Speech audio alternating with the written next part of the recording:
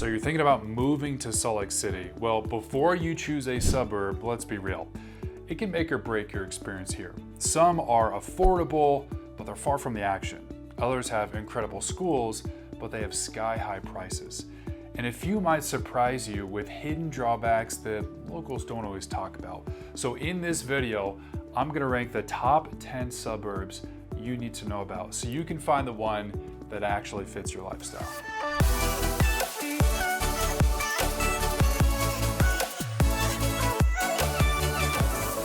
All right, let's jump right into it and talk about Highland, Utah at number 10. Here's the overview and vibe. Highland sits on the northern edge of Utah County where the foothills of the Wasatch Mountains meet the rolling farmland. It kind of has a tight-knit feel with larger lots, spacious homes, and quiet streets dotted with newer subdivisions. The population is roughly 20,000 as of 2025, and many residents are families seeking a bit of a slower pace away from busier suburbs. The area feels somewhat rural, and commercial development is pretty much limited to a few local shops along the SR 92 corridor. Highland belongs to the Alpine School District, which serves more than 87,000 students across 92 schools and is one of the top-ranked school districts in Utah. Overall, the school district averages a student-to-teacher ratio of 25:1 and a graduation rate well over 90%. Many parents praise the district's emphasis on college prep and extracurricular activities. Schools such as Lone Peak High School have an A+ rating on niche.com.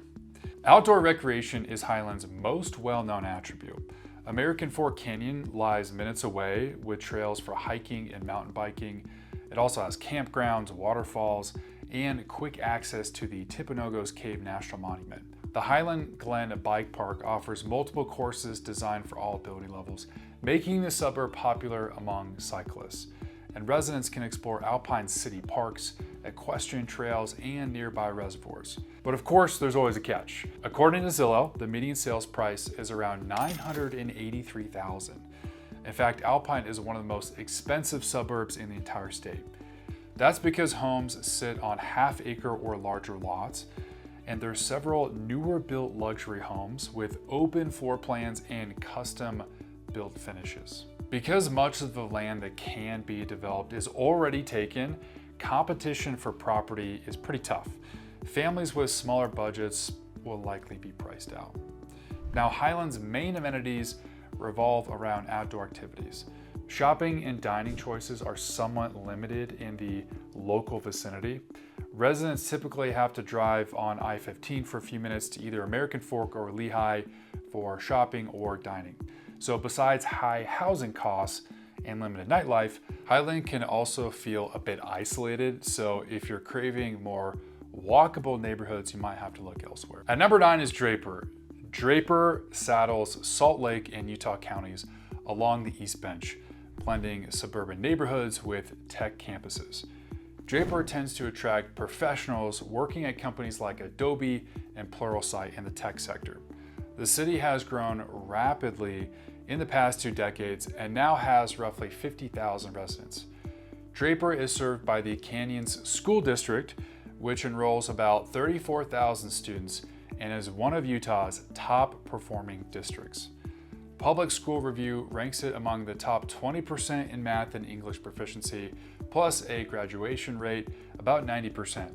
So schools such as Draper Park Middle School and Corner Canyon High School are ranked among the top in the state. Draper is also renowned for its trail network. Corner Canyon features miles of single track for hiking and mountain biking, and the city's Flight Park State Recreation Area is considered one of the world's premier paragliding and hang gliding training sites. In fact, every time I'm showing homes in Draper, I often see people hang gliding nearby. And if you enjoy golfing, I've got some good news. The South Mountain Golf Club provides an 18-hole course carved into the foothills nearby. Families also frequent Cowabunga Bay Water Park and the Loveland Planet Aquarium, one of my personal favorites to take the family. Draper's tech-driven economy pushes property values upward. In fact, the median sales price is around $850,000, and housing options range from luxury estates in the Suncrest development to more affordable townhomes near the track's light rail. Draper has very convenient access to I-15, and the FrontRunner commuter rail allows residents to reach downtown Salt Lake City in about 20 minutes.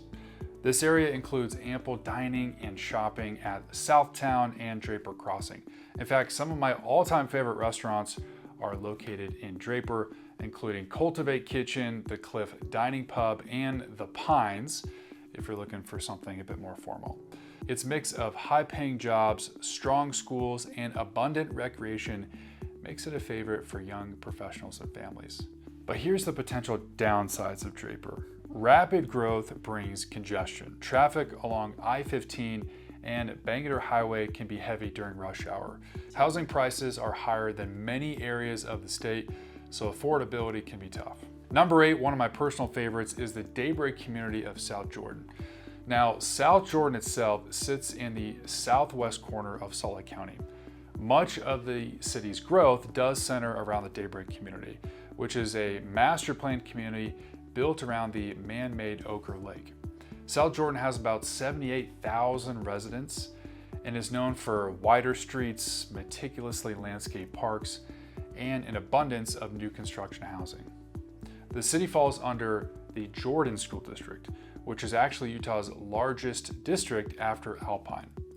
Jordan School District serves more than 59,000 students across 71 schools and has a 22-to-1 student-to-teacher ratio. Many Daybreak schools are new and feature more modern facilities. There's even several charter schools such as Lehi Academy that are also really popular among residents. Daybreak was essentially designed for recreation. The 67-acre Ochre Lake allows for kayaking, paddleboarding, fishing, and its network of trails loop around the shoreline. The Beach Club and Waterside Club provide boat rentals and lakeside lounging. The watercourse is a man-made lazy river that essentially runs through the community with small beaches and parks nearby. Daybreak also has its own retail district known as Soda Row, with restaurants, coffee shops, and boutique stores. In other parts of South Jordan, the city operates 35 different parks, a community center, and the Jordan River Trail. South Jordan's median sales price hovers around $640,000, but this includes everything from condos starting in the mid-300,000s to million-dollar custom homes along the Ochre Lake. The high concentration of new construction means modern layouts and energy-efficient features, but the HOAs can add up to the monthly cost. Commuters in South Jordan do have access to the track's light rail, known as the Red Line, which connects Daybreak to downtown Salt Lake City in under an hour.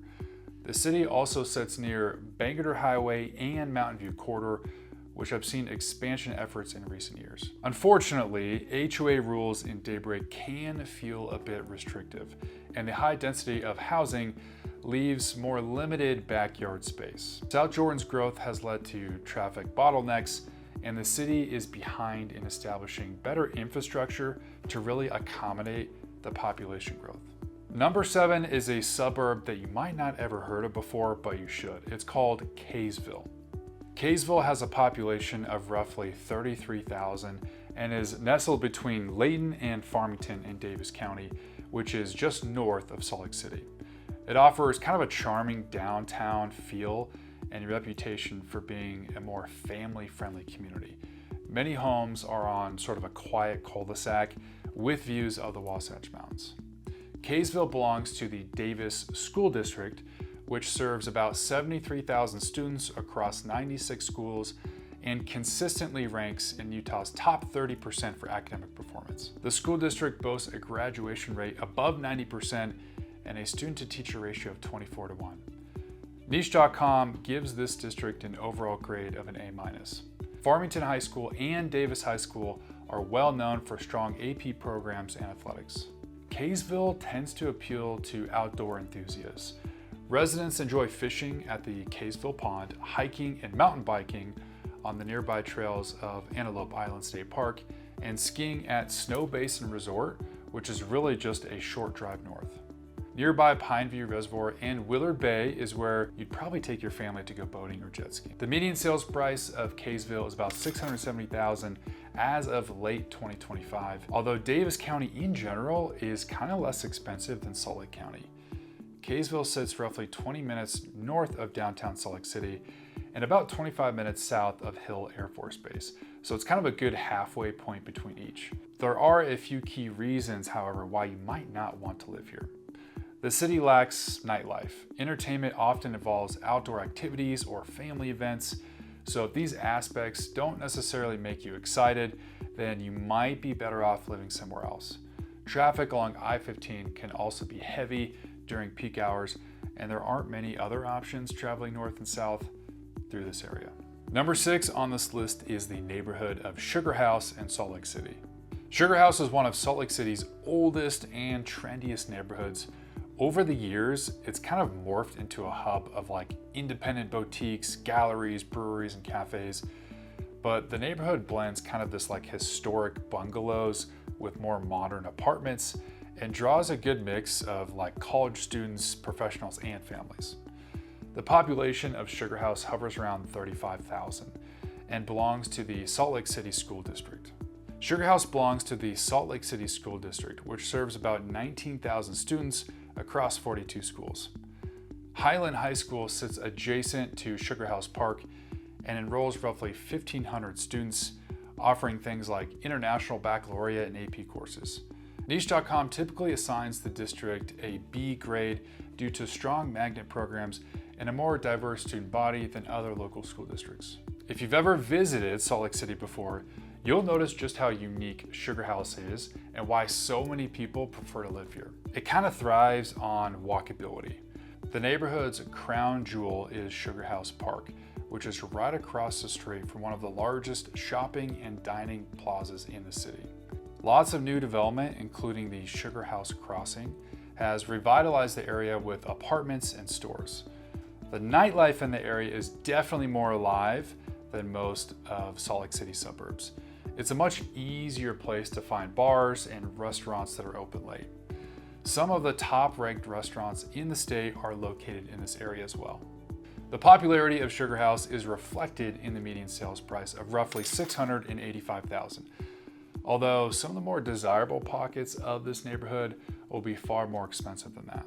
The homes here are definitely unique.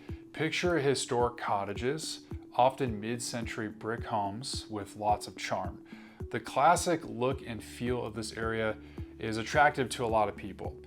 SUGARHOUSE sits about 7 miles south of downtown Salt Lake City, so residents can access downtown from the TRAX light rail or catch the I-15 freeway. The neighborhood is densely populated and parking can also be tricky. Couple this with the fact that homes in SUGARHOUSE tend to be older and oftentimes don't have a garage for parking. New development has spurred increased traffic as well. SUGARHOUSE's nightlife and bar scene may not appeal to those seeking a more quieter or conservative atmosphere. Number 5 is the famous Park City. Park City is an old silver mining town that's been turned into a world-class resort destination. It sits about 30 minutes east of Salt Lake City. The 2002 Winter Olympics put Park City on the map, and its permanent population hovers just around 10,000 people, but tourism significantly increases this number year-round. The heart of Park City is Main Street, which is lined with art galleries, upscale restaurants, and boutique shops. The Park City School District enrolls about 4,400 students and consistently ranks among Utah's top districts. It has a student-to-teacher ratio of about 16:1 and a graduation rate about 95%. And Niche.com ranks it as an A rating. Schools like Park City High School offer advanced placement courses, as well as International Baccalaureate and a strong arts program. Park City is synonymous with skiing. There's no way around that. Deer Valley Resort and Park City Mountain Resort offer hundreds of runs for really every skill level. And a new Mayflower Mountain Resort is under construction with plans for additional lifts, hotels, and luxury residences. In the summertime, resorts often become lift-served bike parks, and the town's trail network offers miles of hiking and trail running through the aspen groves. Living in a resort town has a price. The median sales price in Park City is around $2 million, and that's not including some of the more upscale areas of Park City. Even modest condos and townhomes often exceed $800,000, and rental rates are also high. Everyday expenses like groceries and restaurants are also elevated because of tourism. Park City's economy revolves around tourism and hospitality. That means abundant jobs in hotels and restaurants and retail, but fewer higher paying local career positions. Many residents either work remotely for employers in Salt Lake City or out of state. The cost of living is the biggest hurdle. Traffic spikes in ski season and during major events like the upcoming 2034 Winter Olympics. Many service workers have to commute to less expensive towns. Popularity brings crowds, and the community is still debating how to grow without losing its small town feel. Number 4 is Farmington. Farmington sits between Layton and Bountiful in Davis County, about 20 minutes north of Salt Lake City. With a population of around 27,000, it blends quiet neighborhoods, but still has a lot of cool stuff to do. Farmington is part of Davis School District. The city's new Farmington High School opened back in 2018, boasts modern facilities and a really strong STEM focus. People who live in Farmington get the benefit of having amazing views of the Wasatch Mountains without paying Salt Lake County prices. Farmington is also home to the Lagoon Amusement Park, which is Utah's largest theme park and offers roller coasters, water slides, and is really just an all-around great family attraction. The other large attraction in this area is known as Station Park. It's an outdoor shopping center with national retailers like H&M, Old Navy, Bed Bath & Beyond, as well as restaurants and a movie theater. Nearby trails lead into the foothills, and Davis County's causeways provide access to Antelope Island State Park on the Great Salt Lake. Farmington's median sales price is about $600,000, and homes vary from the older ranch style to newer townhomes and upscale subdivisions. The city lies on the front runner commuter rail line and has pretty easy access to I-15. This makes commuting to downtown Salt Lake City or Hill Air Force Base very manageable. Despite the central location within the Salt Lake Valley, Farmington does face a few challenges. Housing is a little bit more expensive relative to some of the smaller towns in Davis County, and new construction is also pretty rare. Traffic congestion and limited land for development could increase as the area grows. And of course, winter snowstorms bring heavy snowfall and long-lasting ice due to north-facing slopes, complicating travel and increasing maintenance demands. But I would argue Farmington is one of the best locations for people who want to live in a slightly more rural lifestyle and still have quick access to downtown Salt Lake City. Number 3 on this list is Provo. Now, Provo is Utah County's largest city with approximately 116,000 residents and is famous for BYU. As one of the largest cities in Utah, it sits in between Utah Lake and the Wasatch Mountains. Students in Provo attend the Provo City School District, which has about 14,000 students across 22 schools. Now, Provo hosts numerous community events throughout the year, such as the Stadium of Fire 4th of July celebration and the Freedom Festival. Downtown Provo has a very small town feel with restaurants and coffee shops and live music venues. At the same time, Provo's culture is heavily influenced by the presence of BYU and its significant Latter-day Saint population. Provo attracts a lot of people who enjoy the outdoors because of places like Provo Canyon, which in my opinion is some of the most beautiful landscapes in Utah. Outdoor options range from hiking and trail views on the Bonneville Shoreline Trail to water activities like boating, fishing, and paddleboarding on Utah Lake. Now, moving on to affordability, Provo's median sales price is around $475,000. With BYU students driving demand for rentals, the city has a wide range of apartments and historic homes. It also has an unusually high amount of multifamily homes like duplexes and triplexes. Now, the cost of living is modest compared to most of the Wasatch Front. Provo's economy anchors the southern end of the Silicon Slopes, which is really a high-tech corridor stretching from Utah County. The city also heavily relies on education, healthcare, and hospitality sectors. Now, here's the potential downsides of living in a place like Provo. First of all, it has limited transportation options. You really just have I-15 as the main artery, and local public transit coverage is pretty limited.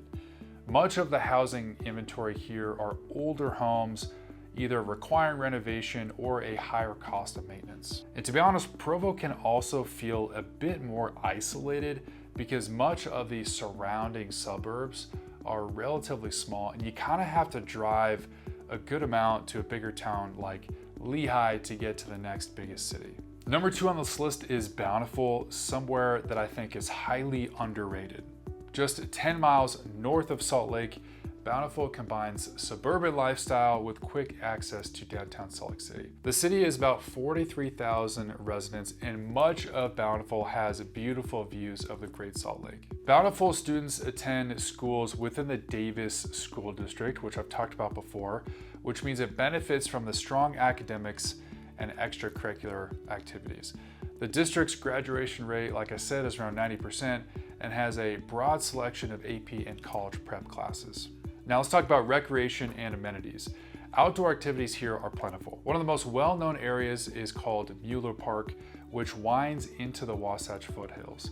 But you're also located within about a half hour from the ski resorts. Not to mention the other outdoor activities like the Bountiful Ridge Golf Course. Downtown Bountiful features a bit more of an eclectic mix of local restaurants and boutiques. The city is also well known for hosting seasonal festivals and farmers markets. Now, when it comes to real estate, the median sales price is around $530,000, which is much lower than many Salt Lake neighborhoods, even though it's the same distance away from downtown Salt Lake City. Proximity to Salt Lake City makes Bountiful a very attractive place for people who commute to work but don't necessarily want to live close to downtown. But here are the potential downsides you should know about. The city's amenities are somewhat limited. Residents often travel to either downtown Salt Lake City or Farmington Station for shops and entertainment. As the population of downtown Salt Lake City grows, places like Bountiful will start seeing population growth increases as a result. Now, the number 1 suburb on this list that you need to know about is HOLLADAY.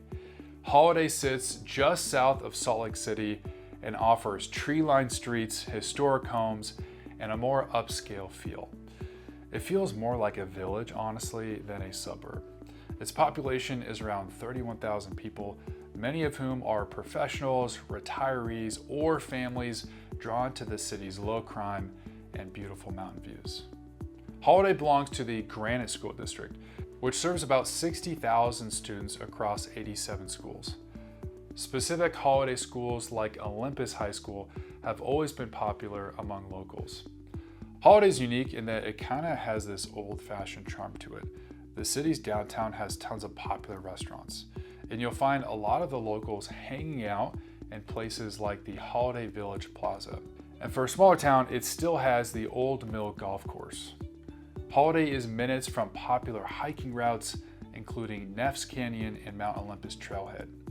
But what makes HOLLADAY truly stand out is the new developments like HOLLADAY Hills, which is replacing the former Cottonwood Mall. HOLLADAY is one of Utah's most expensive markets, with a median sales price around $850,000. Now, most of these homes were built between the 1950s and the 1970s and sit on around a quarter to a half acre. But you can still find newer luxury homes along Walker Lane and Cottonwood Lane, which have some of the highest priced homes in the entire state. HOLLADAY's central location provides quick access to I-215, I-80 up to Park City, and Highland Drive, one of the main north-south running roads. Downtown Salt Lake is just 15 minutes away, and skiing at Cottonwood Canyon Resorts takes about 30 minutes. There's really only one downside to HOLLADAY. and it's the housing costs. Because Holladay is largely residential, nightlife is also somewhat limited. So if you're seeking a more urban scene, you may prefer places like downtown Salt Lake or even SUGARHOUSE. Choosing the perfect Utah suburb depends on your priorities. If top-tier public schools and access to the outdoors are paramount, Highland or Draper may appeal to you. Families seeking planned communities with abundant amenities might thrive in a place like Daybreak or Farmington, where everything from boating to shopping is kind of at your doorstep. Those who love historic charm and walkable neighborhoods will enjoy SUGARHOUSE's shops and nightlife. Adrenaline seekers who can handle high living costs might gravitate towards a place like PARKCITY. KAYSVILLE and Bountiful offer quieter lifestyles with access to trails and lakes. PROVO balances a college town community spirit, but with more affordable housing. And finally, HOLLADAY caters to buyers seeking upscale homes and a smaller town feel. Here's what you should do to narrow down your search. Visit neighborhoods at different times of the day to experience the traffic, the noise, and the overall community vibe. You want to weigh the trade-offs and look at both the pros and the cons. Consider commute time and transit options relative to your work and recreation. And of course, assess your lifestyle. Do you need nightlife, or is proximity to trails and skiing more important? By aligning your priorities with what each suburb offers, you'll feel more confident in making a move to Salt Lake City. If you found this list helpful, make sure to subscribe to the channel. I post on here weekly to help you understand what it's like living in Salt Lake City. If you have any questions, please reach out to me. My contact information is below. I'll see you in the next video.